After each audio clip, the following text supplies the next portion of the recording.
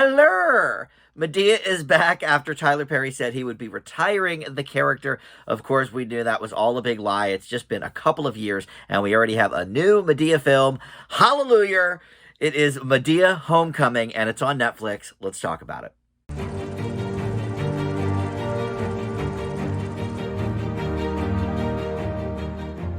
Hey guys, Dan here. This is Dan Reviews It, and welcome to my review for Tyler Perry's A Madea Homecoming. This is available right now on Netflix. It is the 12th film in the Madea universe, the Madea cinematic universe, and it is based on one of Perry's Madea plays, which a lot of the Madea movies are not that many lately, because the Boo Halloween movies were different, and Madea Funeral was a new entry, but this is based on Madea's farewell play, and it's actually the first to be based on a stage play since 2015. So it has been a little while since we've gotten a direct stage-to-screen representation of the character. But yes, he retired this character supposedly years ago.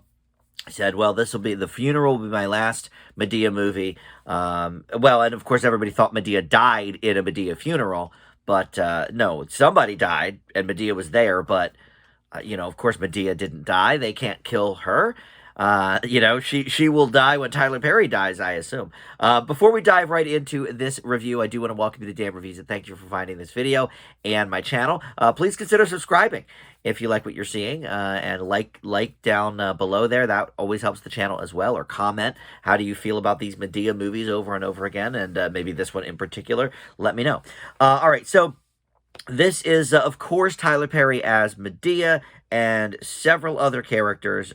He plays the brother as well, Joe, who is Medea's brother. But the main plot here is the great-grandson graduates from college, and of course, we never know how old Madea is, right? But they try to actually math it out at one point in this movie, and they realize she is in her late 90s, and, Madea sort of laughs that off. But according to the story she tells about Rosa Parks, when she was, in her 20s or 30s, the math would add up there. But yeah, she's one of these enigmatic characters that sort of never ages, because, of course, Tyler Perry, can just play her whatever age he is. He won't quite catch up to her. Sort of like Mama on Mama's Family, Vicki Lawrence was in her 40s when she was playing her, and she still continues to do that today because she hasn't quite reached her age. But in any event, the whole Madea clan comes together to celebrate the great-grandson's graduation.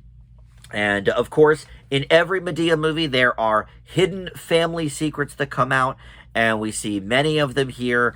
There is, well, I don't want to get too spoilery, so I won't exactly say what the secrets are, but some of the typical Tyler Perry tropes with family secrets and plot development are not here, actually. He's deviated a little bit, and we've done some other things, gone into some different territory. But David Mann is back as Leroy Brown, for Meet the Browns. He's here, Mr. Brown. And then some of the other family members remain the same. The biggest, I would say, surprise in this movie, and I hope this isn't a spoiler, but it's a major part of the plot, so I'm going to share it. And it's a Madea movie, come on. But this sort of threw me because it enters another universe with an Irish television show called Mrs. Brown's Boys. Brendan O'Connell, who plays Agnes Brown, grandmother on that program, reprises the role here. Another, middle-aged man doing old woman drag. And she becomes, and she's, he's playing her. So that show is now sort of canon, I guess, with the Madea universe. I've never seen the show, but I am familiar with it, and I do have a fair amount of BBC and British TV shows on DVD. So this show, Mrs. Brown's Boys, always comes up as suggestion on Amazon or whatever to something I might like. So I've never seen the show, but as soon as the character appeared, I was like, oh my God, is that Mrs. Brown? And so it does give us a whole new sort of world in which to appreciate Medea, because we've not ever gone outside that sort of realm before, let alone to another TV show. So, very, very interesting in that regard, and I think there's a few funny moments there. I actually never realized, just from looking at the picture, I never realized it was a man in drag, but I guess I should have figured because, you know, Europe is all about that sort of lifestyle. You know, you got Dame Edna Everage and all of that stuff I sort of grew up with in the 80s and 90s, so it makes sense. And in terms of this movie, well, we've got a lot of the familiar Tyler Perry tropes in terms of his writing, in terms of the character development, which is, of course, sparse, and in terms of the, like, speechifying and lessons learned and the overswelling of the dramatic music during those speech scenes. So, yes, even though the family secrets may be a little bit different in this one, a lot of the stuff remains the same. And here's the thing. I love Medea as a character. I've talked about this. You know, the whole Hiller thing actually is really funny to me. I don't know why. It's, you know, it's just, it's very cheap and sort of lowest common denominator, but I think it's funny. However, I've always contended that Tyler Perry has trouble writing these movies because they are just not well crafted.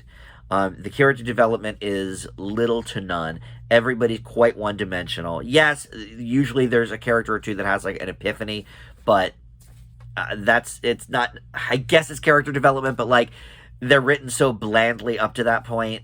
I don't know how much it counts. And then the acting from everybody other than sort of like the main core of, you know, Tyler Perry and the gentleman that plays Mr. Brown, who's David Mann. Like, everybody who's ever under, like, the age of 30 in these movies is a horrible actor. And that doesn't really stray too far here. So, the last Madea movie I gave a positive grade to was probably one of the early ones. I mean, they're not all fails.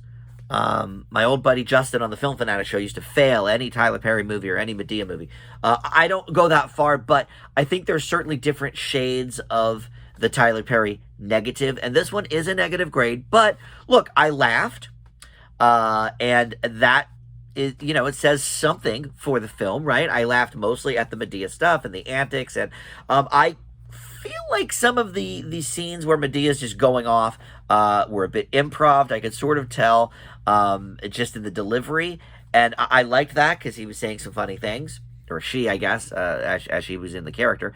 But the other issue, I don't know if it's an issue, but now that it's on Netflix, Tyler Perry is not anymore bound by the PG-13 rating, and Madea is, you know, the pot-smoking, gun-toting woman that I think she was, you know, in those earlier films, because I think the first couple films were rated R, and then once it became such a popular character, they toned him down for PG-13. It doesn't really affect me that much, but look, there was nothing wrong with the PG-13 version of Madea, I didn't think. You know, there's a whole N-word sort of joke when Mrs. Brown comes in and says about her knickers, which is, you know, knickers are, you know, panties or underwear in you know, in that area, in that region, but not in America. And of course, everybody in the family hears differently. I don't think they would have gotten away with that in a PG-13 movie, for example.